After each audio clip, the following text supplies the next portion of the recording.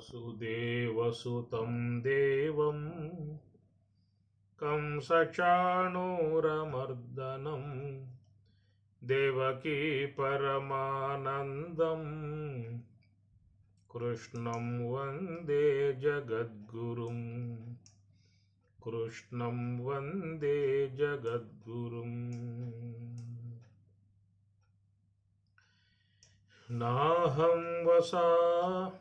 नाहं वसामि वैकुण्ठे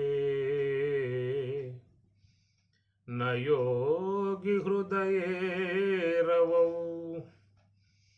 मद्भक्ता यत्र गायन्ति तत्र तिष्ठामि नारद. భగవద్గీత 3వ అధ్యాయము కర్మయోగము. సదృశం చేష్టతే స్వస్యాః ప్రకృతేర్జ్ఞానవానపి ప్రకృతిం యాంతి భూతాని నిగ్రహః కిం కరిష్యతి నిగ్రహః కిం కరిష్యతి.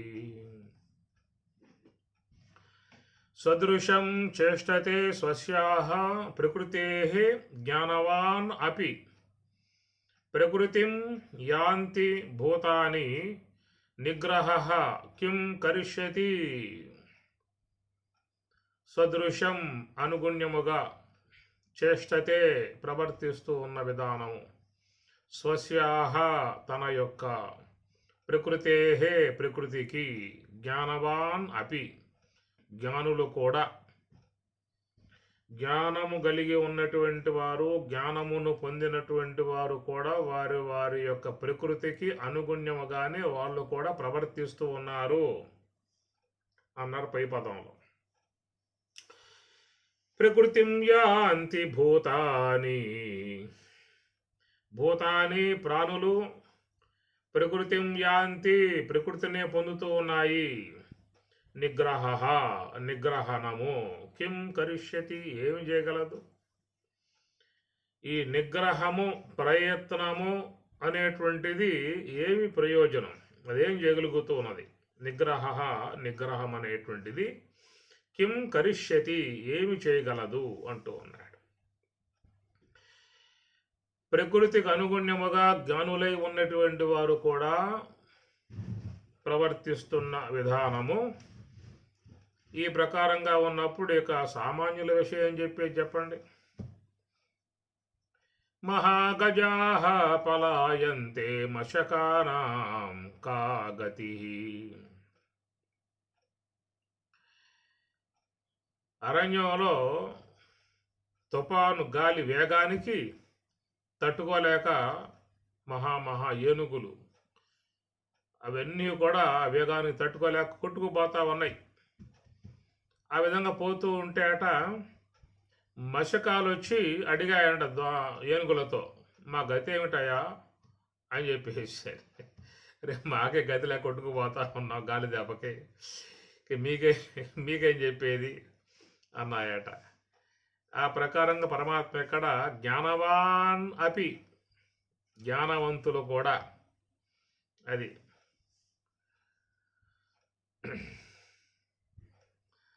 మరి వారి ప్రకృతికి అనుగుణ్యముగా వాళ్ళు పోతున్న విధానము. ప్రకృతిం యాంతి భూతాని, విశ్వంలో ఉన్న సమస్త భూతములు, భూతం భూతే భూతాని బహువచనము. భూతం అని చెప్పి అనగానే మీరు వేరే అర్థాలకు బోమాకండి, భయపడతారు, నైట్ నిద్రపోవాలి మళ్ళా. అందువల్ల భూతం అంటే భవతి ఇది, భూతం పుట్టింది కాబట్టి భూతం అంటారు. లోకంలో అన్ని జీవులు భూతాలే, ఒక మానవులే కాదు, సమస్త ప్రాణులు అన్నీ కూడా భూతములే. అందువల్ల భూతాని అనగా ఏకవచనం వాడాల. ఒక మానవుడు అని చెప్పాలంటే ఏకవచనం వాడాలి. అన్ని భూతాలు, విశ్వంలో ఉన్నటువంటి అన్ని సకల జీవులన్నీ కూడా ప్రకృతిం యాంతి, ఆ ప్రకృతిని పొంది అవి ఉన్నాయి అన్నారు. కనుక ఇక్కడ చూసినట్లయితే ఈ ప్రకృతి విధానాన్ని జయించడం అనేటువంటిది సాధ్యం కాదనే అంశం మనకి శ్లోకంలో దోదకమవుతున్నది.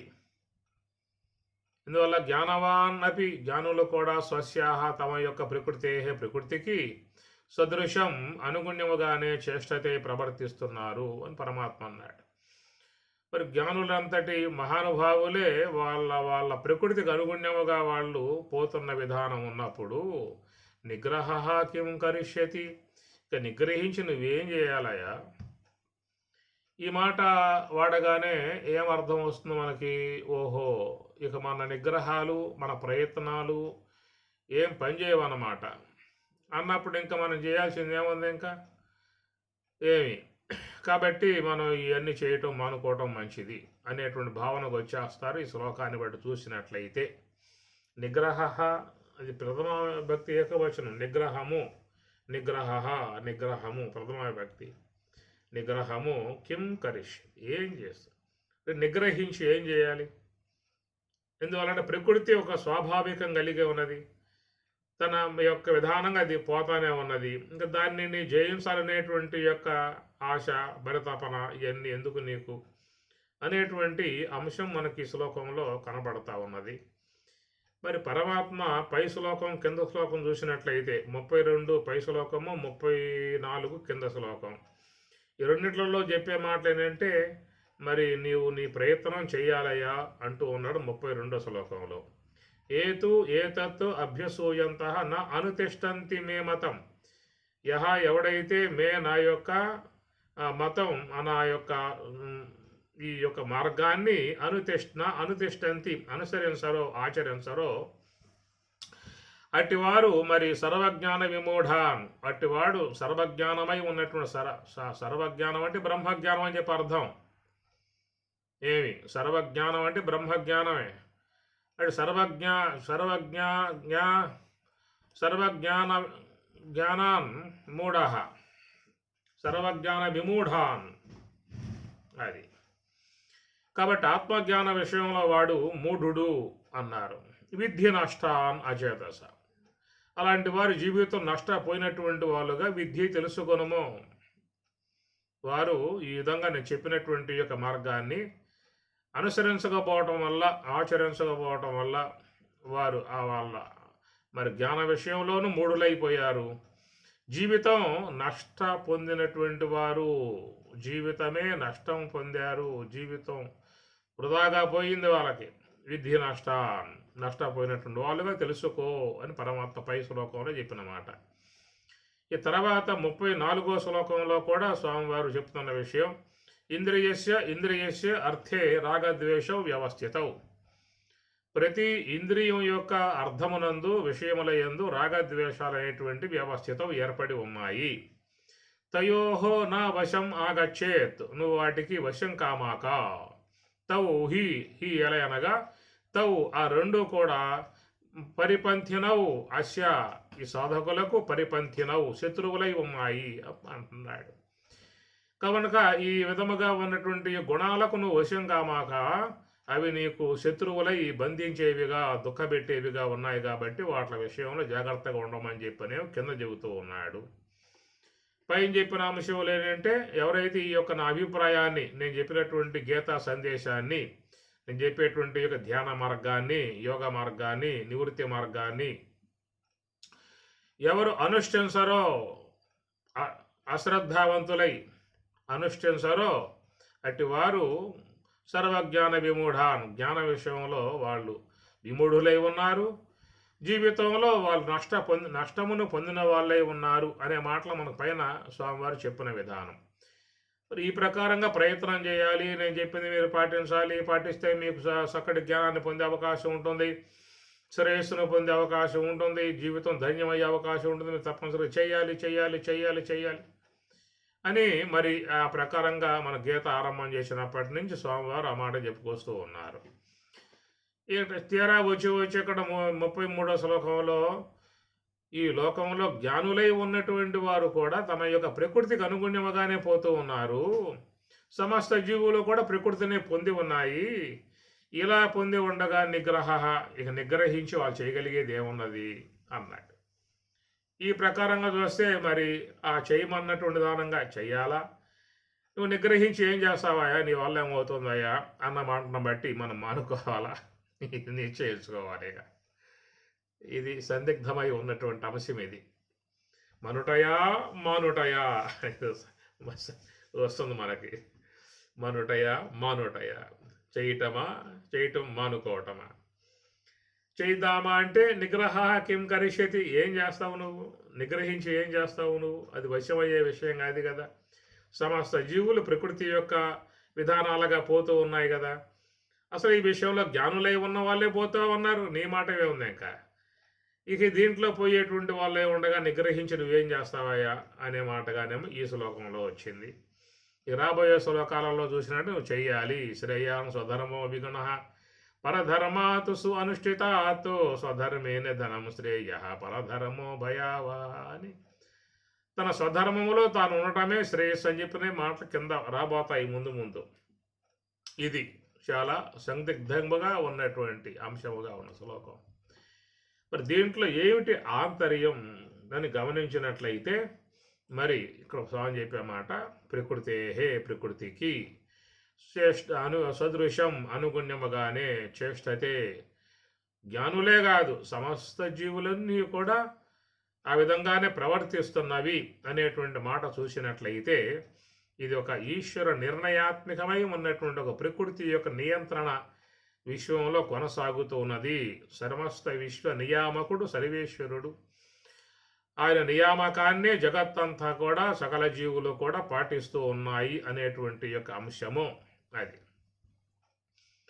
కాబట్టి ప్రకారముగా ఒక స్వాభావికత ప్రకృతిలో ఉన్నది. దాన్ని ఎవడూ కూడా ఆపగలిగే విధానం కాదు. ఆ ప్రవాహాన్ని ఎవరూ కూడా ఆపగలిగే అవకాశాలు లేవు. సదృశం అనుగుణ్యముగానే ప్రకృతి అంతా పోతా ఉన్నది. భూమి, జలము, అగ్ని, వాయువు, ఆకాశం ఏవైతే ఉన్నాయో మొత్తం కూడా వాటి యొక్క స్వభావాలను బట్టి అవన్నీ కూడా ఆ మార్గాలలో ప్రయాణాలు చేస్తూ ఉన్నాయి. తుఫాను ఏర్పడింది, అది సముద్రంలో కేంద్రీకృతమై ఉన్నది. అది మెల్లమెల్లగా కదులుతూ ఉన్నది. ఏ దిశకు పోతుందో తెలియకుండా ఉన్నది. బహుశా వస్తే తీరం దాటవచ్చు అని ప్రకారంగా చెబుతూ ఉంటారు. అది మహావేగముగా వస్తూ ఉన్నది. 120, 150 కిలోమీటర్ల వేగంతో గాలులు వీసే అవకాశం ఉంటుంది. దీనివల్ల చెట్లు, కరెంటు స్తంభాలు, ఇండ్లు కూలిపోయే పరిస్థితి ఉన్నది. దానివల్ల జన నష్టం కలుగుతూ ఉంటుంది. కాబట్టి మీరు మాత్రం జాగ్రత్తగా ఉండాల్సి ఉంటుంది. సురక్షిత ప్రాంతాలకి పోవాల్సి ఉంటుంది అన్న విషయాలు మనకి వినపడతా ఉంటాయి రేడియోల్లో. ఇప్పుడు కూడా తుఫాన్ చెప్పాడు మాకు ఇక్కడ కాళహస్తికి, రేప మాప వస్తుంది. ఇప్పటికీ చల్లటి గాలులు ఇస్తూ ఉన్నాయి, తుఫాన్లు పడతా ఉన్నాయి. ఈ జనవరిలో ఈ తుఫాన్లు ఏమిటో సర్వేశ్వరుడు ఆయనకే తెలుసు. మరి ఈ ప్రకారంగా సమాచారం మొత్తం అందింది కదా. దానివల్ల మహావేగంగా వస్తూ ఉన్నది. 150 కిలోమీటర్ల వేగంతో గాలులు వేస్తాయి. దాని వృక్షాలు కూలిపోతాయి, ఇండ్లు కూలిపోతాయి, జన నష్టం కలుగుతుంది అన్నటువంటి రహస్యాలను గుర్తించినటువంటి యొక్క మానవుడు మరి దాన్ని ఆపొచ్చు కదా. వీడు ఆ తుఫాను ఆపి పారేయచ్చు కదా. అట్లాగా ఆపగలిగే శక్తి వాడికేనా ఉందా? వాడికి ఉందా చెప్పండి. అందువల్ల ప్రకృతి విధానాలు అని చెప్పిన అర్థం ఈశ్వరుని యొక్క నియామకత్వంలో చేరి ఉన్నటువంటి అంశాలు. ఏదన్నా సమాచారం కనుగొన్నాడే తప్ప దానిని నిగ్రహించి ఆపగలిగేటువంటి యొక్క శక్తి మానవునికి లేదు. అంతవరకు వాడు ఏదన్నా భద్రత కలిగి ఉన్నటువంటి కొన్ని ప్రభుత్వం ఏర్పాటు చేసేటువంటి కొన్ని కేంద్రాలు ఉంటాయి. వాటి తలదాచుకోవాల్సిందే, ఆడపోయి ఉండాల్సిందే. అంతే తప్ప దాన్ని 2 చేతులతో ఆపగలిగేటువంటి యొక్క శక్తి అనేటువంటిది ఎవరికి లేదు. ఇది సర్వేశ్వరుని ద్వారా నియామకమై ఉన్నటువంటి యొక్క ప్రకృతి నియంత్రణ విధానాలు అనేటువంటివన్నీ కూడా అవి ఎవరో కూడా వాటిని దాంట్లో చేయబెట్టి చేయగలిగే అవకాశాలు అనేటువంటి ఏమీ లేదు. అది ప్రకృతి యొక్క సిద్ధమై ఉన్నటువంటి అంశాలు. ఈ భూమి పరిభ్రమిస్తూ ఉన్నది. పరిభ్రమించేటువంటి యొక్క భూమి యొక్క వేగాన్ని అడ్డుకునే శక్తి ఎవరికైనా ఉన్నదా? ఏమి కాబట్టి వినివిధిలో ఎన్నో నక్షత్రాలు ప్రకాశిస్తూ ఉన్నాయి, సూర్యప్రకాశం భూమికి చేరుతూ ఉన్నది. మరి రేపు సమ్మర్ వచ్చిందా అంటే అందరూ కూడా వడదెబ్బలు తగిలి ఎండకి ఎండి బాగా ఎంతోమంది వృద్ధులు రాలిపోయే పరిస్థితి ఏర్పడుతూ ఉన్నది. కాబట్టి ఆ ప్రకారముగా మరి ఆ వేసవి కాలంలో 48, 50, 55కు పోయే పరిస్థితిగా వస్తుంది డిగ్రీ. అవి ఏమన్నా మరి వీడేమన్నా ఆపగలిగే అవకాశాలు ఏమైనా ఉన్నాయా మానవుడికి? ఏమీ లేవు. వాడి ఇంట్లో వాడు కూర్చోవాలి, ఏసీ వేసుకుని కూర్చోవాలి తప్ప, లేకపోతే బారు బయట పడుకోవాలి వచ్చి అంతే తప్ప వాటిని ఆపగలిగే శక్తి ఎవడకుందో చెప్పండి. ఇవి ఈశ్వరుని యొక్క నియామకాలు అని చెప్పని అర్థం. ఇట్లా జగత్తులో అన్నీ కూడా సర్వేశ్వరుని యొక్క అనుసారముగా అన్ని ప్రవర్తిస్తున్నటువంటి విధానము, అది విశ్వ జగత్తు యొక్క సంబంధమై ఉన్నటువంటి అంశాలు చాలా ఉన్నాయి. చెప్పుకోవాలంటే ఏమి ఒక పట్టాన అవి మనకి అయ్యేటువంటివి కావు. ఇవన్నీ కూడా సర్వేశ్వరుడు వాటిని శాసించినటువంటి విధానము. ఋతువులు, కాల విధానంగా వచ్చే ఋతువులను బట్టి అనేక వృక్షములన్నీ కూడా ఆ కాలపురుషునితో సంయోగాన్ని పొంది గర్భం దాల్చి అవి కూడా బిడ్డలను కంటా ఉన్నాయి. ప్రతి గింజ బిడ్డే. మళ్ళీ ఆ గింజ ద్వారా అనేక చెట్లు, అనేక వృక్షం వస్తుంది, దాని వరకు అనేక గింజలు వస్తాయి, దాని ద్వారా అవన్నీ రాలి కింద పడితే మళ్ళీ వాటి ద్వారా మళ్ళీ మొలకెత్తి చెట్టై వాటిని ఎన్నో వస్తాయి, విశ్వమంతా వ్యాపకమైపోతున్నాయి. కాబట్టి ఈ ప్రకారంగా అవన్నీ కాలపురుషునితో సంయోగాన్ని పొందినటువంటివి ఈ ప్రకృతి అంతా కూడా. కనుక ఆ ప్రకారంగా ఆ కాల పురుషుడు రాగానే సంయోగాన్ని పొంది గర్భము దాల్చి అనేక వృక్షములు ఫలాదులను అందిస్తూ ఉన్నాయి. అది వృక్ష జాతి అని చెప్పిన అన్నారు. ఆ ప్రకారంగా విశ్వంలో సకల జీవులు కూడా వాటి యొక్క మరి స్వామి చెప్పినట్లుగా ఆహార నిద్ర భయమైదునాని సామాన్యం ఏతతో పశుభిహి నరాణం అన్నాడు. సామాన్యం అంటే స్వాభావికముగా ఉన్నటువంటి అంశము. ఆహార పని దీన్ని ఆపేస్తే పోతుంది కదా. ముఖ్యంగా అమ్మగారులకి వంట వ్యవహారం లేకుండా హాయిగా వాళ్ళు కాలక్షేపం చేసుకునే అవకాశాలు ఉంటాయి కదా. ఉదయం లేవగానే టిఫిన్ చేయాలి, ఇలా మధ్యాహ్నం కల్లా కూరలు, రసాలు, తాలింపులు, అప్పడాలు, వడియాలు ఎన్ని రకాలు చేయాలి. దానివల్ల ఎంతో ఇబ్బంది అయిపోతుందో వాళ్ళకి. వాళ్ళ మధ్య పానీయం సమర్పయామి, ఉత్తరా పోషణం సమర్పయామి, మళ్ళీ బజ్జీలు గిజ్జీలు పకోడాలు మధ్యలో చేయాల్సి వస్తుంది. ఈ రాత్రి అయిందంటే చపాతీలు, పొరాటాలు, దోశలు గీసులు అన్నీ కూడా చట్నీలు గిట్నీలు మొత్తం చేయాల్సి వస్తుంది. చివరికి వాళ్ళు మేము 120 కుందేలు అయిపోయాము. చివరికి అది ఇంకా లోకం ఇంకేం లేదాక ఈ కడగటము వండటము ఇదేనా మా పని. జీవితాలు ఎట్లా పోతా ఉన్నాయి అని చెప్పనేటువంటి యొక్క బాధ వాళ్ళ మనసులలో ఉంది కదా. కాబట్టి ప్రకారంగా మరి ఆ ఉన్నటువంటి యొక్క ఆకలి తీసేస్తే పోతుందిగా, ఎవరికి బాధ లేకుండా పోతుందిగా, ఎవరికి ఇబ్బంది లేదుగా. ఈ సంపాదనలు కూడా దీనికోసమే కదా. ఆ ఒక్కదాన్ని ఆపేశాము అని చెప్పానంటే అందరూ హాయిగా ఆనందంగా జీవించవచ్చు. ఆహార నిద్ర అన్నారు. 2 నిద్రపోవడం ఎందుకయ్యా అనవసరంగా? ఎంత మీకు టైం వేస్ట్ అయిపోతూ ఉన్నది. ఆ సమయం కూడా మేలుకుని వ్యాపారం చేసుకుంటే, వ్యవసాయం చేసుకుంటే, ఉద్యోగం చేసుకుని ఎంత జీతాలు వస్తాయి చెప్పండి. పగటిపూట చేసే జీతాలకే మీకు 2 లక్షలు 3 లక్షలు వస్తూ ఉన్నాయి కదా. రాత్రి కూడా చేస్తే ఆ జాబులు వస్తాయి కదా, డబ్బులు. ఎందుకు పడుకోవటం అనవసరంగా అని చెప్పానంటే దాన్ని ఆపగలిగే శక్తి ఎవరికి లేదు. ఒకవేళ ఏమన్నా కార్యభారమై 2 పూట్ల మేలుకుని కూర్చున్నావు అనుకో, ఈ 3వ పూట పడిపోవాల్సింది నువ్వేక. కనుక ప్రకృతి ఊరుకోదు. రాత్రి అంతా ఏదైనా కార్య ఆరంభాలతో ఏమన్నా ఉన్నా కానీ ఈ పగటి పూట అది ఆ యొక్క ప్రకృతి నీ మీద పడి తన యొక్క భాగాన్ని తాను తీసుకుంటుంది. అంతే, నిద్రపోవాల్సిందే. అది ప్రకృతి యొక్క నియంత్రణ. ఆహార నిద్ర భయము కూడాట అది స్వాభావికము అన్నాడు. ఎందుకంటే భయం అనేటువంటిది జీవిత రక్షణ కోసంగా ఉన్నటువంటి కవచం. ఆ భయపడ్డప్పుడే మానవుడు కొంత జీవితం కాపాడుకోనే అవకాశం ఏర్పడుతుంది.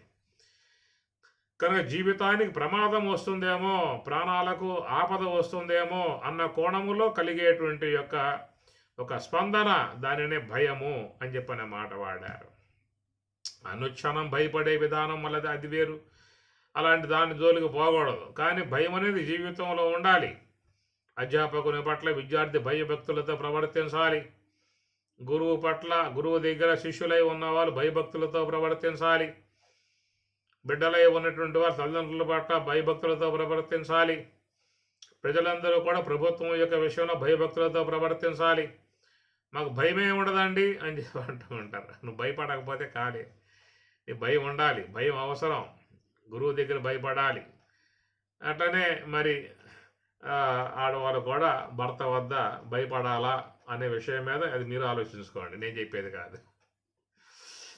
భయభక్తులు కలిగి ఉండాలి, అవసరమే. ఉంటేనే కాస్త అనుగ్రహం కలిగితే ఆయన గారు కోరినటువంటి నగలు కానీ చీరలు కానీ అవన్నీ కూడా తెచ్చి పెడతామండి. ఎదురు తిరిగి మాట్లాడామనుకో అది కాస్త పోతాయి మళ్ళా. అందువల్ల ఏదో కొంత భయభక్తులు కలిగి ఉండే విధానం కూడా ఉండాలి. సరే, భార్యకు భర్త మీద భయభక్తులు ఉండాలి. అట్లనే భర్త కూడా భార్య పట్ల భయభక్తులు ఉండటం కూడా మంచిది కొంతవరకు. ఒక పక్షమే చెబితే ప్రమాదాలు వస్తాయి, రెండు పక్షాలు చెప్పామనుకో సమస్యలు లేవు. సమభావంతో చెప్పాడని చెప్పి అనుకుంటారు. ఆ ప్రకారంగా చూస్తే భయం అనేటువంటిది కూడా జీవితంలో అవసరమై ఉన్నటువంటి విధానాలు.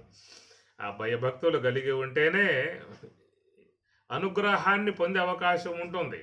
ఒక అధికారి దగ్గరికి పోయామంటే, మన పని మీద పోయామంటే అధికారి దగ్గర కొంత భయభక్తులతో మనం నిలబడతాం, నుంచుంటాం. ఆ భయభక్తులు చూసే వాడు కూడా కనికరించి నువ్వు కోరినటువంటి నీ పనులు చేసి పెట్టే అవకాశం ఏర్పడుతుంది. అట్లాగా పెద్దలై ఉన్నటువంటి వాళ్ళ దగ్గరికి పోయినప్పుడు కూడా భయభక్తులతో ప్రవర్తించినట్లయితే వాళ్ళ అనుగ్రహానికి పాత్రులమై వారి యొక్క ఆశీర్వాదాన్ని పొందే అవకాశం ఏర్పడుతుంది. కాబట్టి భయము భక్తి రెండూ కూడా జీవితానికి అవసరమై ఉన్నటువంటి వస్తువులు కావటం వల్ల భగవంతుడే నిర్మాణం చేసి పెట్టాడేమో లోపల. ఆహార నిద్ర, ఆకలి మనం పెట్టుకున్నాం ఏమన్నా, స్వామి పెట్టిందే. నిద్ర మనం పెట్టుకున్నామా, అది స్వామి పెట్టిందే. ఆహార నిద్ర భయం మనం పెట్టుకున్నామా, అది స్వామి లోపల సృష్టించాడు. అది జీవితం రక్షణ కోసంగా అది వాడబడుతూ ఉంటుంది. నువ్వు దారినే పోతున్నావు అనుకోండి, ఒక్కసారికి ఏదన్నా పక్కనగా పోయిన విధానం కనబడిందంటే భయపడి వెనక్కి వచ్చేస్తావు. ఈ ప్రకారంగా జీవిత రక్షణ కోసంగా పనిచేసే ఒక కవచంగా అది ఉంటుందన్నమాట. కాబట్టి జీవితంలో కొంత భయం అనేది కూడా అవసరమా కాదా అనేది మీరు ఆలోచించుకోండి. మాకు భయమే ఉండదండి అని చెప్పి అంటూ ఉంటారు. భయమే ఉండకపోవటం ఏమీ లేదు. భయపడే విధానాలు సందర్భాలు ఉంటాయి. ఆ భయపడే విధానం ఉంటుంది. అంతటి వాడు కూడా భయపడతాడు కొన్ని సందర్భాలలో. కాబట్టి ఆ భయం అనేది జీవిత రక్షణ కవచంగా ఉండేటువంటి విధానము. రెండవది, ఆ భయం అనేది ఇప్పుడు చెప్పుకున్నట్లుగా విద్యార్థులు గురువు దగ్గర, అధ్యాపకుని దగ్గర, శిష్యులై ఉన్నవాళ్ళు గురువు దగ్గర, భక్తులై ఉన్నవాళ్ళు భగవంతుని దగ్గర భయభక్తులు లేకుండా ఉంటే ఎట్లాగయ్యా? భగవంతుడు అంటే మా భయం లేదని చెప్పి అంటారా అని చెప్పే అవకాశం ఉండి చెప్పండి. మా గురువు అంటే మా భయం ఉండదండి అని చెప్పి అంటారు ఎవరైనా. గురువు అంటే భయపడాలి, గురువాక్యానికి కట్టుబడాలి. గురువు అంటే భయభక్తులు భయం కలిగే ఉండాలి. ఈనాడు చూస్తే మరి కుటుంబాలలో పిల్లకాయలకు తల్లిదండ్రులు అంటే భయం లేకుండా పోయింది. ఆ భయం లేకుండా పోవడం వల్ల ఇక వాళ్ళు చెప్పే మాట వింటారు చెప్పండి? తల్లి కానీ తండ్రి కానీ ఏమన్నా చెప్తే వాళ్ళు వింటారా? అసలు మాకు భయమే లేదు మా అమ్మ నాన్న అంటే. నన్ను చూసే వాళ్ళు ఉనుగుతూ ఉంటారు, కొంతమంది చెబుతూ ఉంటారు. ఈ పిల్లకాయలను చూసి నాడు తల్లిదండ్రులు వణికే పరిస్థితి ఏర్పడింది. ఇప్పుడు అటనే విద్యార్థులను చూసి అధ్యాపకులు వణికే పరిస్థితి ఏర్పడింది. అటనే శిష్యులను చూసి గురువులు కూడా వణికే పరిస్థితి ఏర్పడుతున్నట్లు కనబడతా ఉన్నది. వీళ్ళు బెదిరిస్తున్నారు గురువుల్ని, లెక్క లేకుండా మాట్లాడేదానం వచ్చేసేసింది. ఒకప్పుడు గురువు అంటే ఎంతో భయం, ఎంతో వినయ విధేయతలు అనేటువంటివి ఉండేయండి. లక్ష్మయ్య గారు ఆశ్రమంలో ఆయన గారు కనపడ్డా అంటే శిష్యులు పారిపోయేవాళ్ళు, అంత భయభక్తులు ఉండేవన్నమాట. కాబట్టి ఈనాడు ఎట్లా అయిపోయిందయ్యా పరిస్థితి అని చెప్పానంటే, ఇప్పుడు చెప్పుకున్నట్లుగా మా గురువు గారికి కూడా నేనంటే భయం అయ్యా అంటాడు వీడు. విద్యార్థి మా మా పంతులు గారికి అసలు నేనంటే భయం అంటాడు వాడు. ఈ పిల్లలేమో మా అమ్మ నాన్న నేనంటే వణికిపోతారని చెప్పి అంటాడు వీడు. ఇలాంటి సిచ్యువేషన్ లోకంలో వస్తే ఈ పరిణామాలు ఎట్లా ఉంటాయి చెప్పండి అక్కడి నుంచేగా. వీళ్ళు బాగుపడే అవకాశాలు ఉంటాయా? గురువుకు భయపడే విధానంగా శిష్యుడు లేకపోతే, అధ్యాపకునికి భయపడే విధానంగా విద్యార్థి లేకపోతే, తల్లిదండ్రులంటే భయభక్తుల భయం లేకుండా పిల్లకాయలు అయిపోతే, ప్రభుత్వమా నాకేం నాకేం భయం ప్రభుత్వాలని చెప్పనంటే అనే స్థాయికి వచ్చేస్తే వాడేం చేస్తాడు ఇంకా. కాబట్టి ప్రకారంగా పై అధికారుల దగ్గర భయం కలిగి భక్తి కలిగి ప్రవర్తించాల్సిన ఆవశ్యకత ఉంటుంది. అందువల్ల భయం అనేది అస్తమానం భయపడటం కూడా అది మంచిది కాదనుకోండి. అతి సర్వత్ర వర్జయేత్, అతి సర్వత్ర వర్జయేత్. అతి వ్యవహారం అనేది మాత్రం ఉండకూడదు. జీవితంలో అవసరమైనటువంటి యొక్క భాగం వరకు అది ఉండాల్సి ఉంటుంది. అదనమాట. భర్త ఆఫీసు నుంచి వస్తున్నాడు అని చెప్పి అనగానే ఏం చేస్తుంది ఇల్లాలు? ఆయన రాగానే మంచిగా భయంతో భక్తితో వేడివేడికి నీళ్లు కాసి పెట్టడమో, చక్కగా మంచిగా కూరలు చేసి పెట్టడమో, మంచిగా అన్నం కూడా వేడివేడిగా వండి పెట్టడమో, ఈ ప్రకారంగా ఆమె గారికి ఉన్నటువంటి భక్తి భయం రెండు చేరి ఉన్నాయి కాబట్టి మంచిగా చూసుకునే పరిస్థితి ఏర్పడుతుంది. ఆ భక్తి భయం రెండు పోయాయి అనుకో, నీకు వేడివేడికి ఏముండదు ఇక కదా. చల్లారిపోయినవి పెడుతుంది ఆ పని. ఇప్పుడు పొద్దున వండినయే పెడుతుంది ఆ పని. ఇవన్నీ కొంచెం జీవితానికి కావాల్సినటువంటి యొక్క అంశాలుగా గ్రహించుకోవాలి. ఆహార నిద్ర భయ మైథునము అని కూడా చెప్పాడు స్వామివారు ఉత్తరగీతలో. మైథునము అనేటువంటి జీవోత్పత్తికి ఉన్నటువంటి ఉపకరణం.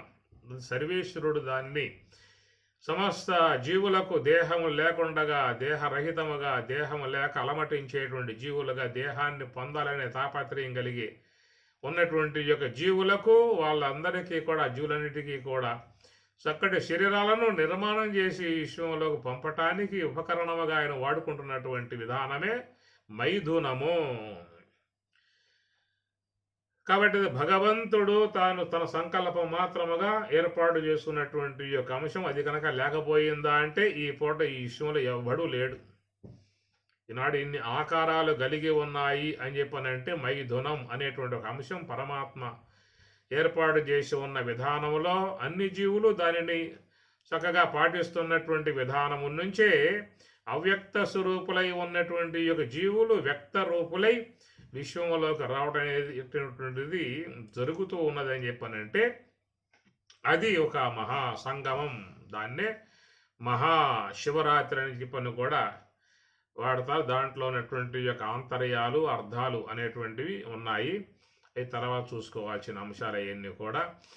కాబట్టి ప్రకారముగా మరి మైథునం 4వ స్వాభావికమన్నాడు. శరీరములో ఆహార నిద్ర భయ మైథునాన్ని సామాన్యం ఏతత్తు. సామాన్యం అంటే సహజ సిద్ధముగా ఏర్పడి ఉన్నటువంటి అంశము అనేటువంటి యొక్క భాగం అది. దాని యందు ఎక్కువగా గ్రంథాలు కానీ తర్వాత అనేకటువంటి యొక్క అపోహలు కానీ పాపపుణ్యాలు కానీ ఎందుకు విధంగా అమిత శాతముగా ప్రవేశింపజేశారనేటువంటి దానికి చూసినట్లయితే దానివల్ల కలిగేటువంటి యొక్క ఏ యొక్క జీవులు ఉన్నాయో ఆ జీవులకు ఒక రక్షణ కవచం రక్షణ బాధ్యత అనేటువంటిది కూడా ఉండాలి. కాబట్టి దాని దృష్ట్యా అనేక అంశాలని అక్కడ భయ మార్గాలని అవి ఏర్పాటు చేసినటువంటి అంశము. ఇది మానవ ప్రాణికి మాత్రమే ఏర్పడి ఉన్నటువంటి యొక్క అంశము. విశ్వంలో ఏ ప్రాణికి కూడా అది ప్రకృతి పరముగా స్వతసిద్ధముగా సహజ సిద్ధముగా ఈశ్వరుని యొక్క నియామకత్వంలో ఏర్పడి ఉన్నటువంటి యొక్క అంశమే మైథునం. అక్కడ ఎన్ని నియమాలు అనేటువంటి అక్కడేమి లేవక. ఎందువలంటే ప్రకృతి పరంగా సర్వేశ్వరుని యొక్క ఆజ్ఞానుసారముగా ఏర్పడి ఉన్నటువంటి విధానములో సకల జీవులు కూడా వాటి యొక్క సంతతులను అవి వృద్ధి చేసుకుంటూ ఉన్నటువంటి యొక్క విధానము. ఒక పక్షి ఉందంటే గుడ్లు అది అండాలు పెట్టి వాటిని ఒక చక్కటి స్థావరములు ఏర్పాటు చేసుకుని దాన్ని పొదిగి పిల్లలను చేసి వాటికి మళ్ళీ ఎక్కడెక్కడో పోయి ఆహారాలు పట్టుకోవచ్చి వాటి యొక్క నోట్లో పెట్టి వాటి తినిపించి అదంతా కూడా చక్కగా వాటిలను తన పొత్తిళ్లలో కాపాడుకుంటూ ఇతర జీవులు వస్తే వాటితో పోరాటం చేసి ఆ బిడ్డలను పెంచి పెద్ద చేసి రెక్కలు రాగానే ఎగిరిపోయేట్లుగా వాడికి చక్కగా పర్మిషన్ ఇచ్చి వెళ్ళిపోండి అయ్యాక నా బాధ్యత అయిపోయిందని చెప్పేసి అని పంపించి వేయటము. ఇది ఒక సృష్టి క్రమ విధానం అంతయో కూడా సర్వేశ్వరుడు పురులకు కూడా ప్రేమను పెట్టాడండి. తన బిడ్డను ఎంత కాపాడుకుంటుందో, ఎంత రక్షణ వహిస్తుందో తన నోటితో పట్టుకుని తీసుకువెళ్ళి ఇక్కడ భద్రమైన స్థావరంలో పెట్టుకోవటం అనే విధానాలన్నీ కూడా ఇది స్వతసిద్ధముగా స్వాభావికముగా అన్ని జీవుల విధానాలలో ఇది సృష్టి క్రమం. దీన్ని ఎవడో కూడా వేరే భావాలుగా మాట్లాడుకునే అవకాశాలు కావు. ఎందుకంటే ఆయన కామేశ్వరుడు, సర్వేశ్వరుడు. ఆయన నియామక విధానం ఏర్పడేటువంటి స్వాభావికమై ఉన్నటువంటి విధానం కనుక సదృశం చేష్టతే స్వస్యాహ ప్రకృతే జ్ఞానవాన్ అపి జ్ఞానులో కూడా ఆ ప్రకృతికి అనుగుణ్యముగానే పోవాల్సి ఉంటుంది ఏమి. అందువల్ల వారు కూడా ఈ యొక్క మార్గం వైపుకే ప్రయాణం చేస్తూ ఉన్న విధానం. కాబట్టి ఇక్కడ చెప్పేటువంటి ఈ యొక్క అంశాలు వేరు, ఈ తర్వాత వచ్చే శ్లోకాలలో అంశాలు వేరు. అక్కడ నువ్వు అభ్యాసం చేయాలి, నిగ్రహించాలి, నువ్వు ప్రయత్నం చేయాలి అనే మాటలు నీకు చాలా సందర్భాలలో అనేక శ్లోకాలలో వస్తూ ఉంటాయి. ఇక్కడ ఈ శ్లోకంలో మాత్రం నిగ్రహ కిం కరిష్యతి, నీ నిగ్రహం ఏం చేస్తుంది అనేటువంటి యొక్క మాట ఎందుకు వాడటం అని చెప్పనంటే ఈశ్వరుని యొక్క నియామకంలో స్వాభావికముగా ఏర్పడ్డట్లు కొన్ని అంశాలు ఉన్నాయి. ఇప్పుడు చెప్పుకున్నట్లుగా ఆహార, నిద్ర, భయ, మైథునం, సామాన్యం అని స్వామివారి చెప్పిన మాట. కాబట్టి 4 కూడా జీవితంలో అన్వయమై ఉంటాయి. కనుక నాకే భయం లేదు, నేను భయపడను అనే మాటలు కాదు. అక్కడ అవసరం వస్తే భయపడాల్సిన పరిస్థితులు కూడా ఉన్నాయి, తప్పనిసరిగా వస్తాయి. అది పైకేదో మెహర్బానీగా మాట్లాడతారే కానీ సందర్భం వస్తే బారుమని ఏడ్చేస్తారు ఆ పని. కాబట్టి ప్రకారంగా మరి ఆ 4 విషయాలలో లాస్ట్లో చెప్పినటువంటిది ఏంటంటే సమస్త జీవులకు చక్కటి శరీరాలని ప్రసాదించడానికి ఈశ్వరుడు చేసినటువంటి తన యొక్క సృష్టి సంకల్పం, సృష్టి విధానం. ఏకోహం బహుశ్యాం అని స్వామివారు చాందోగ్యోపనిషత్తులో వచ్చే అంశం ఇది. ఏకోహం బహుశ్యాం, ఏకమై ఉన్నటువంటి యొక్క నేను బహుశ్యాం అనేక రూపములను అగుదునుగాక అన్నాడు. ఇది కూడా కోరికయే, ఇది కూడా కామమే, కోరికయే. ధర్మ అవిరుద్ధ భూతేషు కామోస్మి భరతర్షభ. రాబోయే అధ్యాయాలలో ఈ పదం వస్తుంది. ధర్మ అవిరుద్ధ, ధర్మానికి విరుద్ధం కానటువంటి కామమును అస్మి నేనై ఉన్నాను అని చెప్పిన అంటాడు. అది ధర్మానికి విరుద్ధం కానిది అంటే ఏమిటండి అనే మాట మీద అది ఒక పెద్ద చర్చనీయాంశమై ఉన్నటువంటి విషయము. దాని జోలికి ఇప్పుడు మనం బాగొద్దు, సందర్భం వస్తుంది అప్పుడు చూసుకుందాం. అట్లాగా మరి చూస్తే ఏకోహం బహుశ్యాం, ఆయన కూడా మరి ఆ కామం సంకల్పం చేసుకున్నాడు. ఏమి సంకల్పం కాకపోతే మరి ఎట్లా అనే రూపాలు అయ్యే అవకాశం ఉంటుంది. తనొక్కడే ఉన్నటువంటి యొక్క తనకు ఒక కోరిక కలిగింది. ఏమని చెప్పనంటే నేను ఒక్కడనే కాదయ్యా, నేను అనేక రూపాలుగా విశ్వంలో భాషించుదునుగాక అని చెప్పనే భావనగా సంకల్పం చేయగా శుద్ధాత్ శబలమభూత్ శబలాదైవ్యక్త అవ్యక్తాన్ మహతో మహతో అహంకారాత్ పంచతన్మాత్రాని పంచతన్మాత్రేభ్యో పంచమహాభూతాని పంచమహాభూతేభ్యో అఖిలం జగత్తు అని మనకు సాంఖ్యం బోధించే మాట. శుద్ధ బ్రహ్మము, శబల బ్రహ్మము నుండి అవ్యక్త తత్వము, దాని ద్వారా మహత్తత్వము, దాని ద్వారా అహంకార తత్వము, దాని ద్వారా పంచ తన్మాత్రలు, వాటి ద్వారా పంచభూతములు, ఇట్లాగా మనకి సాంఖ్య విషయంలో చెప్పుకొచ్చేటువంటి యొక్క మాట.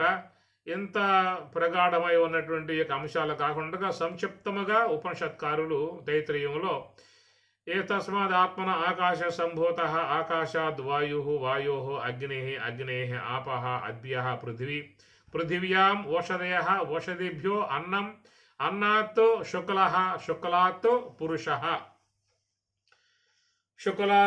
పురుష ఎందుకన్నారు? శుక్లాత్ స్త్రీ పురుష చెప్పొచ్చుగా. కాబట్టి ఈ విధంగా శుక్లము ద్వారా సమస్త జీవులు విశ్వంలోకి వస్తూ ఉన్నాయి. కనుక రేతస్సు లేకపోతే ఏ యొక్క జీవి విశ్వంలో ఉండే అవకాశాలు లేవు, అవన్నీ జీవకణాలే.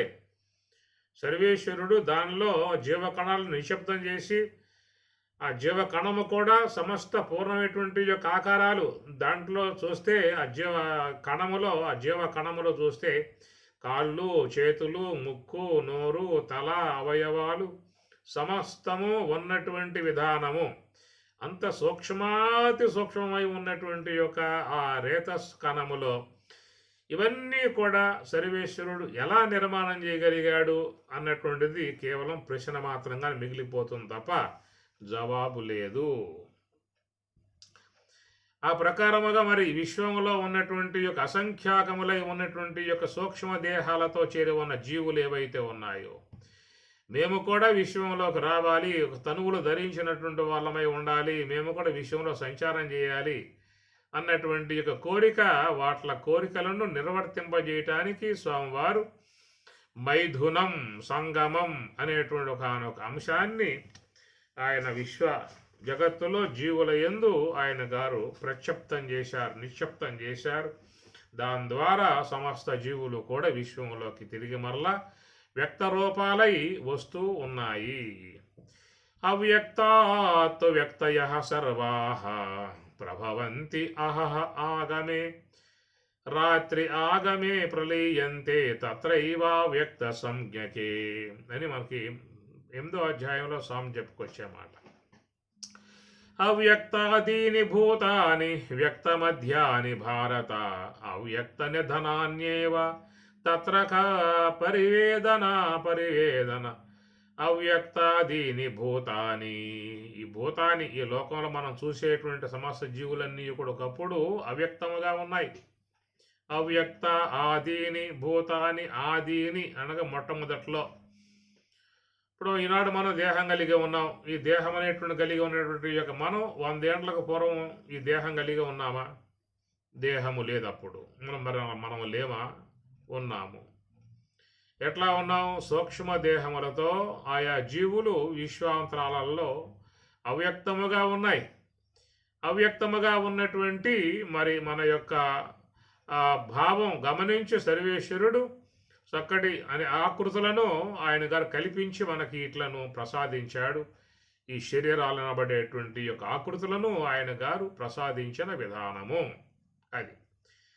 ఆ ప్రకారముగా మరి చూసినట్లయితే ఎక్కడ ఏ ఉండాలో సకల అవయవములు, కాళ్ళు, చేతులు, ముక్కు, నోరు, తల లోన ఉన్నటువంటి యొక్క అవయవాలు, వాటికి ఉన్నటువంటి యొక్క ప్రత్యేకతలు, ఇంకా నడవటానికి బండి నడవటానికి లోపల ఉన్నటువంటి అన్ని యంత్రాలు సక్రమంగా పనిచేసేటువంటి యొక్క విధానాలు, వాటి ద్వారా అనేక రసాయనాలు ఉత్పన్నం చేసిన విధానాలు, అవన్నీ కూడా సమస్త నాడీ మండలాలకు పంపించేటువంటి ఒక పెద్ద పని. ఎన్ని లోపల చూస్తే అదంతా కూడా ప్రకృతే సదృశం అనుగుణ్యముగా మొత్తం కూడా నడుస్తూ ఉన్నది. దాంట్లో మనం ఏ ఒక్క కోశములు ఏలు పెట్టే అవకాశాలు లేవు. అవన్నిటి మనం అడ్డుపడకూడదు. అవి జరిగిపోతున్నాయి లోన పనులు. లంగ్స్ పనిచేస్తున్నది, కిడ్నీలు పనిచేస్తున్నాయి, లివర్లు పనిచేస్తున్నాయి, అన్నవాహిక పనిచేస్తున్నది, బ్రెయిన్ పనిచేస్తున్నది. లోపల ఏది కూడా ఖాళీగా కూర్చోవాలా. క్షణకాలం కూడా తీరిక బాటాడికి ఏమి లేదు. వాడి సెలవులంటూ ఏమి లేవు. కాసేపు అలసిపోయి కూర్చున్న పరిస్థితికి లేదు. అనుక్షణం అవి రాత్రి అనక పగలనక జాగ్రత్త అవస్థ, స్వప్నావస్థ అని చెప్పి అనక అన్ని కాలాలలో ప్రకృతి అనేటువంటిది సదృశం. అది ఈశ్వర అనుగుణ్యముగా అదంతా కూడా మరి నడుస్తూ ఉన్న విధానం చూసినట్లయితే దీనికి ఏమైనా మనం కర్తలమా, మన శాసకులమా, మన ఆజ్ఞమని అక్కడే పనిచేస్తూ ఉన్నదా? ఏమీ లేదు. అవన్నీ కూడా ఈశ్వరాజ్ఞ అనుసరించి పనిచేస్తూ ఉన్నాయి. కాబట్టే మనం ఈనాడు ఈ కార్యాలన్నీ కూడా చేసుకుంటూ ఉన్నాం. చక్కగా జీవనాన్ని కొనసాగించుకుంటూ ఉన్నాం. అనేక విషయాలని ఆస్వాదిస్తూ ఉన్నాం. మంచిగా జీవితాన్ని జీవిస్తూ ఉన్నాం. అనేక సుఖభోగాలు అనుభవిస్తూ ఉన్నాం. ఇవన్నీ ఉన్నాయని చెప్పనంటే లోపల అవిశ్రాంతము, విసుగు, విరామం లేకుండా, అలసటను ఎరగకుండా పనిచేసే విధానంగా సర్వేశ్వరుని యొక్క ఆజ్ఞ పొంది ఉన్నాయి. కాబట్టి అన్నీ కూడా సదృశం అనుగుణ్యముగానే ప్రకృతే అది ప్రవర్తిస్తూ ఉన్న విధానము. కాబట్టి దీనికి అనుగుణ్యముగా అందరూ పోవాల్సిందే. ఎవరు కూడా ఇటు నాపగలిగే విధానాలు కావు. ఆహార, నిద్ర, భయ, మైథునాని 4 కూడా జ్ఞానవాన్ అపి, జ్ఞానులై ఉన్నటువంటి వాళ్ళు కూడా వాట్లను పొందాల్సే ఉంటుంది. ఏం వాళ్ళేం భోంచేయరా? వాళ్ళేం భయపడరా? వాళ్ళకేమి ఈ యొక్క విషయ సంబంధ అనుభవం లేదా?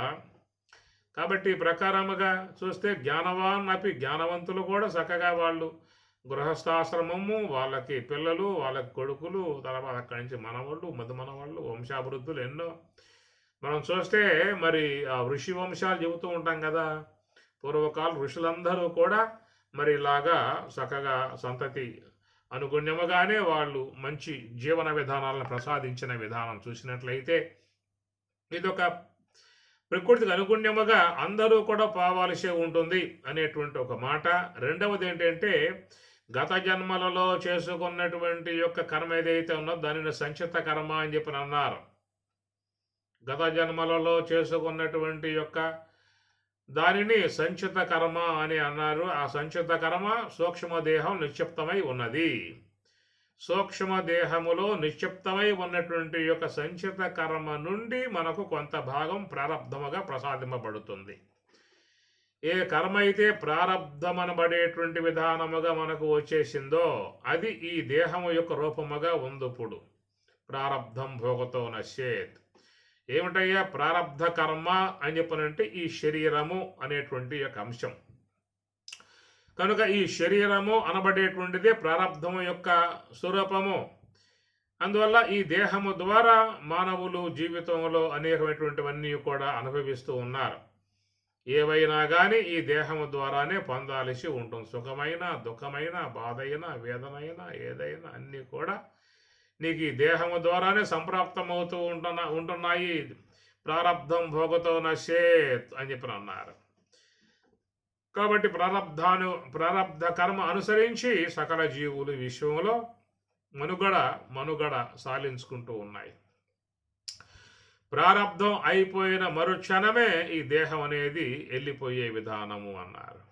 ప్రారబ్ధం ఉన్నంత వరకు ఈ విశ్వంలో జీవులు తమ యొక్క జీవన విధానాన్ని కొనసాగించుకోవాల్సే ఉంటుంది.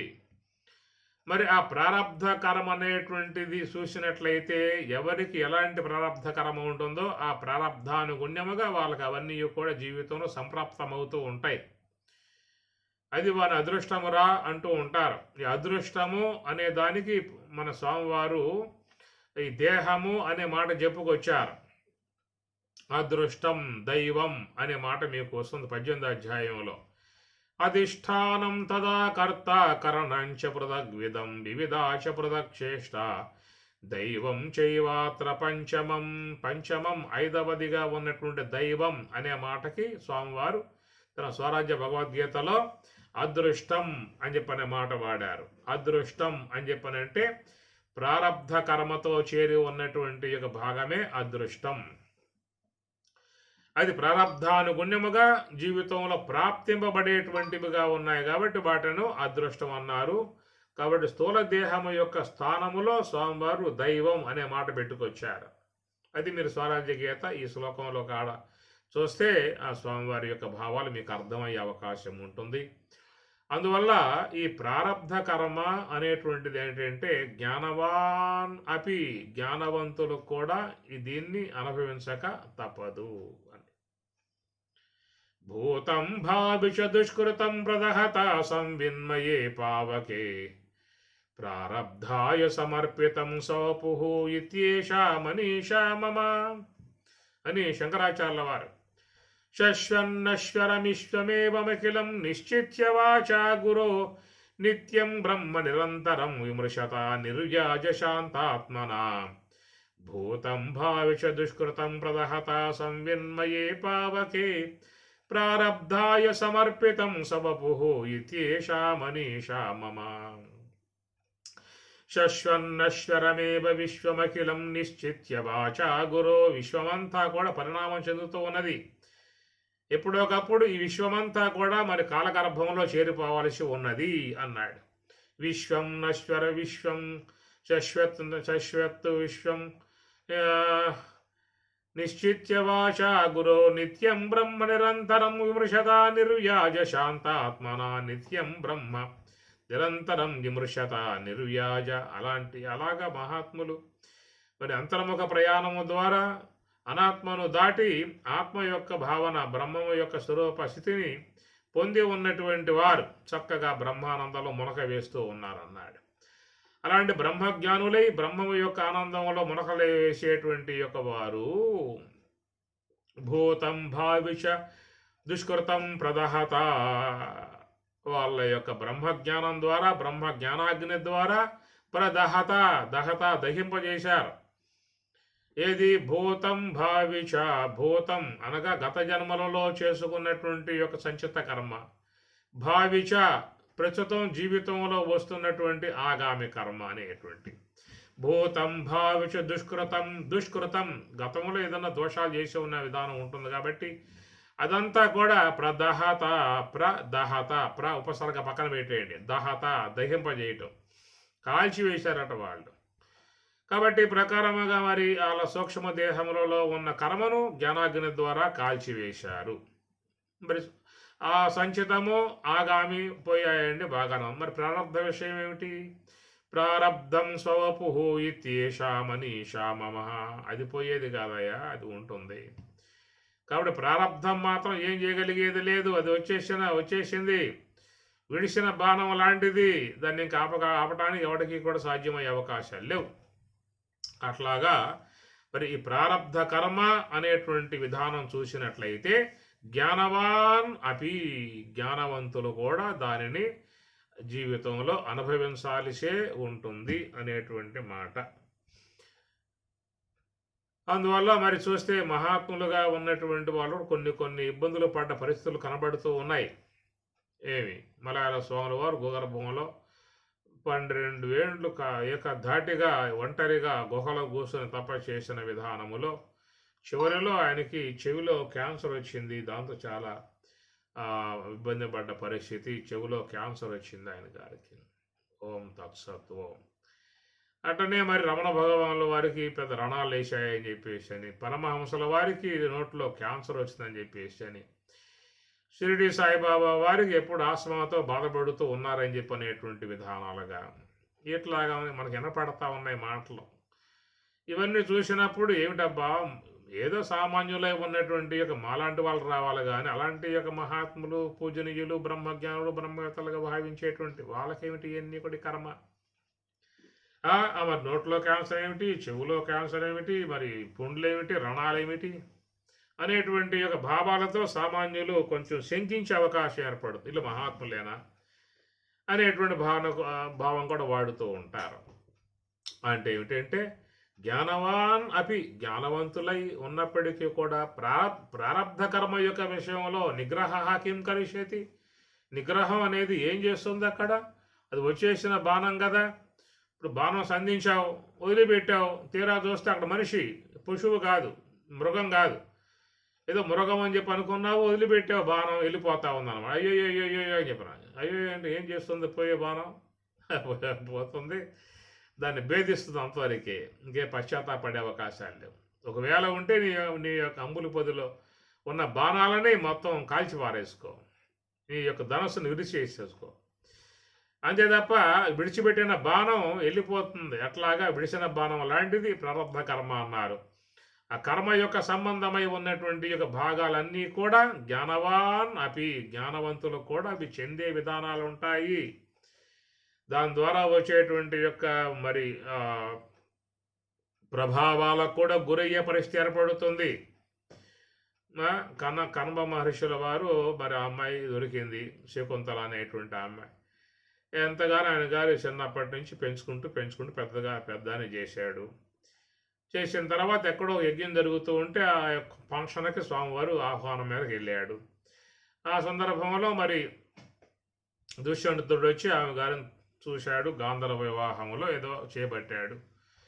అట్లా కార్యం అంతా అయిపోయింది, చక్కగా వెళ్ళిపోయాడు. చాలా కాలం అయింది, బిడ్డ పుట్టాడు, పెరిగి పెద్దవాడయ్యాడు. ఎప్పటికైనా మరి ఆడపిల్లే కదా, ఏడపిల్ల కాదు కదా. ఎంత మమకారంగా పెంచుకున్నప్పటికీ కూడా విషయం గమనించుకున్నటువంటి మరి కర్మ మహర్షుల వారు శిష్యుల్ని రావించి వాళ్ళకి అప్పచెప్పి, నాయన తీసుకెళ్ళండిరా, ఆమెను అప్పచెప్పండిరా అని చెప్పని ఆ దుష్యంతుని అప్పచెప్పే విధానాలుగా ఆ శిష్యులకు ఆ బాధ్యత అప్పచెప్పి ఇక పంపిస్తూ ఉన్న సందర్భం దాన్ని మీరు చూడొచ్చు కావ్యంలో, ఆ శకుంతల కావ్యంలో చూస్తే ఆయన ఎంత ఎలపిస్తాడో. ఎవరు? ఈ మన కన్వ భగవాన్ల వారు, కన్వ మహర్షుల వారు. ఎందుకు ఇంతకాలం పాటు పెంచిన ప్రేమ కదా. ఈనాడు మరి వెళ్ళిపోతుందని చెప్పనంటే ఆయనకి కన్నీరు వచ్చింది. ఆయన బాధపడ్డాడు, విలపించాడు, దుఃఖించాడు. అలాంటి విధానాలు. ఎందుకంటే జీవితంలో కొన్ని కొన్ని అట్లా చేరిపోతాయి, మనసులో చొచ్చుకుపోతాయి. ప్రేమలు తెలియకుండానే లోన బాగా పెరిగిపోతాయి. అవి దూరం అవుతున్నప్పుడు బాధ కలిగే పరిస్థితులు లాంటివి వస్తూ ఉంటాయి. ఆయన తపో సంపన్నుడు కదా, ఆయన తపస్సు చేస్తాడు కదా, ఆయన ధ్యానం చేస్తాడు కదా. ఆయన ఎందుకు దుఃఖించాలి, ఆయన ఎందుకు బాధపడాలి, ఆయనకి మమకారం, ఆయన ఏమైనా కన్నాడా? ఇవన్నీ వస్తాయి మనకి. కాబట్టి ఏంటంటే 4 పూట్ల కనుక నువ్వు ఆడ కూర్చున్నావు అనుకో, ఆడ గుంజ బాస్తావు, ఆ తర్వాత చిన్న గుడిసేస్తావు, ఇది మొత్తం నాదని గిరిగిస్తావు. ఈ సన్యాసులు కూడా అంతే, మొత్తం వదిలిపెట్టామని చెప్పి అంటారే కానీ ఏడోసారి స్థలం దొరికిందా అంటే చుట్టూ గీత గీసుకుంటారు, చిన్న కుటీరం వేసుకుంటారు. ఈ స్థలం నాదయ్యా, ఈ ఆశ్రమం నాదయ్యా అని చెప్పని అంటారు. కాబట్టి మమకారాలు, మోహాలు ఎక్కడికి పోయేదేమి లేదు, చంద్రభానుగుణ్యంగా బయట పడతా ఉంటాయి. ఈ ప్రకారముగా ప్రారబ్ధం అనేటువంటి అనుసరించి లోకంలో జ్ఞానవాన్ అపి, జ్ఞానవంతులై ఉన్నటువంటి వాళ్ళు కూడా సదృశం అనుగుణ్యముగానే వాళ్ళు కూడా చేష్టతే ప్రవర్తిస్తూ ఉన్నారు. ఇది కొంచెం ఆంతరికంగా కొంచెం సూక్ష్మ విధానాలుగా ప్రయాణం చేసేటువంటి మంత్రభాగాన్ని స్వామివారి శ్లోకం ద్వారా అందిస్తున్నటువంటి అంశము. ఈ శ్లోకం చూసినప్పుడు ఏంటంటే, ఓహో నిగ్రహ కిం కరిష్యతి, నిగ్రహం ఏం చేయలేదు కదా, ఇంకా మనం ఏం చేసి లాభం ఏముంది, పూజ చేస్తాం ఏం ఉపయోగం మనకి, ధ్యానం చేస్తాం ఏం ఉపయోగం మనకి, దాన ధర్మాలు చేస్తాం మనకి ఏం ఉపయోగం, నిగ్రహ కిం కరిష్యతి, నిగ్రహం ఏం చేస్తుంది, ఏమి జయించే అవకాశం కాదు కదా అనేటువంటి ఒక మాటలు వచ్చినప్పుడు ఏమవుతుందని చెప్పనంటే, ఏదో బతికిపోయామయ్యా, ఎంతకాలం ధ్యానంలో కూర్చున్న అవస్థ పడతా ఉన్నాం, ఈ పూటతో ఆ ధ్యానం కాస్త మానేస్తున్నాను అని చెప్పని అంటాడు వాడు. ఎందుకు మానేసేవారు అని చెప్పినట్టు స్వామి చెప్పారు కదా, నిగ్రహ కిం కలిసేతి, నువ్వు చేసి ఏం చేద్దామని చెప్పని స్వామి చెప్పారయ్యా, అందుకు మానేసా అని చెప్పి అంటాడు వీడు. కాబట్టి ఈ శ్లోకం చూసినట్లయితే కొంచెం ఆంతర్యంగా నడుస్తున్నటువంటి యొక్క అంశం ఇది. కాబట్టి మోక్ష విషయంలో తప్పనిసరిగా ప్రయత్నాత్ యతమానః తు యోగి సంశుద్ధ కిల్బిషః. 6వ అధ్యాయం. ప్రయత్నం చేయాలి అని చెప్పిన మాటలు వస్తూ ఉంటాయి కనుక ఆ సందర్భాలు వేరు. ఇక్కడ చెప్తున్నటువంటి యొక్క నిగ్రహ కిం కరిష్యతి, నిగ్రహం ఏం చేస్తుందయ్యా అనేటువంటి మాట కాడ చెప్పేటువంటి అంశాలు వేరు. వాటిల్లో ఆంతర్యం చూస్తేనే పరమాత్మ యొక్క భావన మనకు గోచరించే అవకాశం అనేది ఉంటుంది. ఓం సహనా భవతు సహనౌ భునక్తు సహ వీర్యం కరవావహై తేజస్వినావధీతమస్తు మా విద్విషావహై. ఓం శాంతి శాంతి శాంతి. హరి ఓం తత్సతు. శ్రీ గురుభ్యో నమః. హరి ఓం.